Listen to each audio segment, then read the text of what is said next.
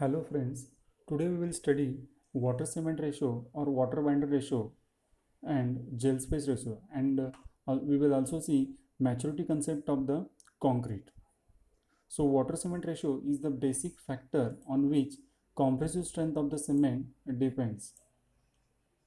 It is also called as water binder ratio because cement we can call it as a binder and cement we are adding into the concrete for binding purpose only. So the compressive strength of the concrete is primarily depends upon the water cement ratio.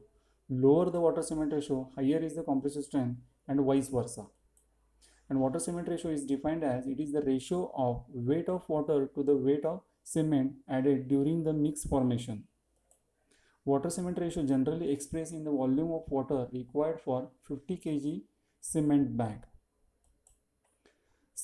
Concrete achieves its strength due to the chemical reaction and that is called as hydration.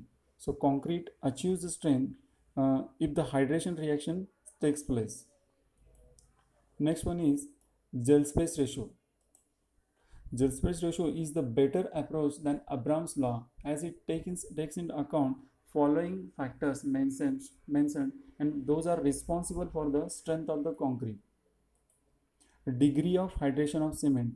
Degree of hydration of cement means in the given sample, given sample of cement, how much water is reacted, means water and cement, how much percentage of water and cement are reacted. So hydration reaction takes place. So that is nothing but degree of hydration of cement. Then chemical and physical properties of cement. Then temperature at which hydration takes place. It is also very important. Air content in case of air entrained concrete, effective water cement ratio, formation of fissures due to bleeding. So these factors are considered. The gel space ratio of hydrated cement paste to the sum of hydrated cement and capillary pores. So the gel space ratio is nothing but the ratio of hydrated cement paste to the sum of hydrated cement and capillary pores.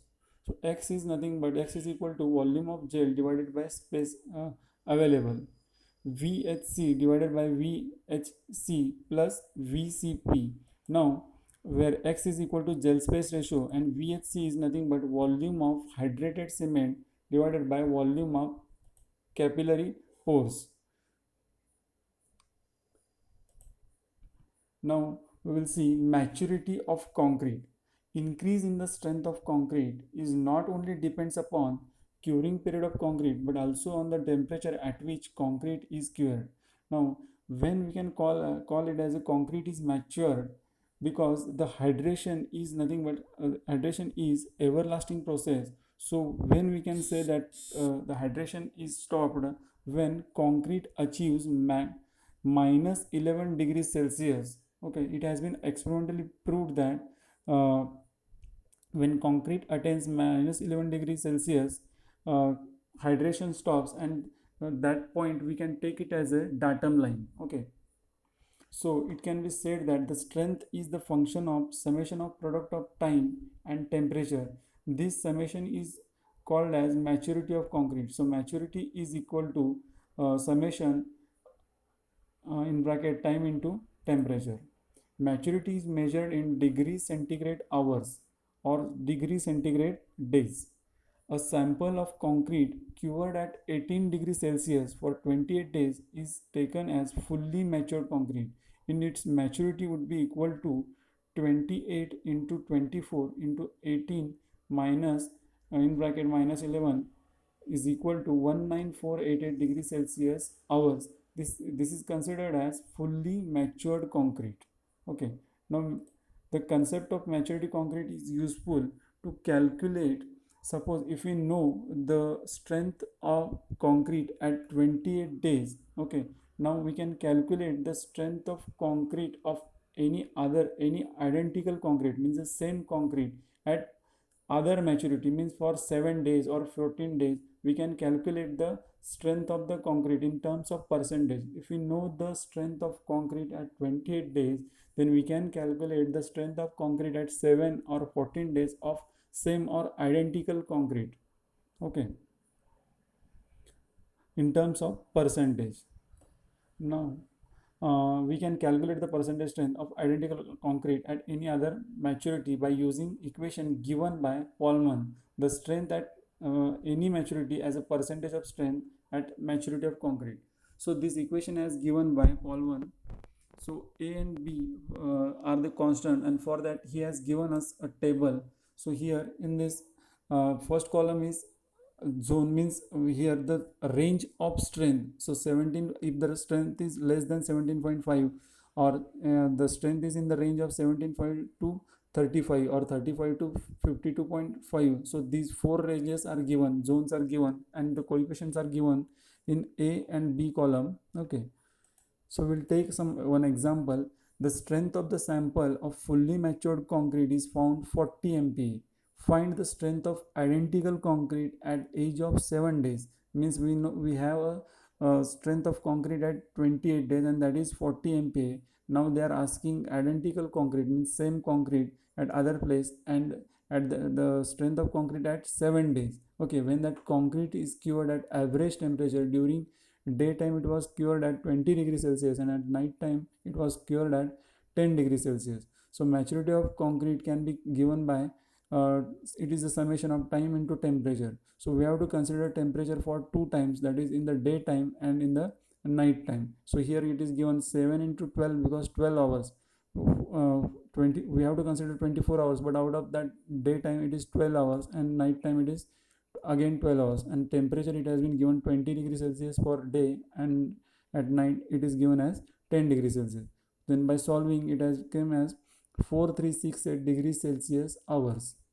Now the strength range of concrete falls in the zone 3, for which constant is A, and constant A is 32 and B is 54.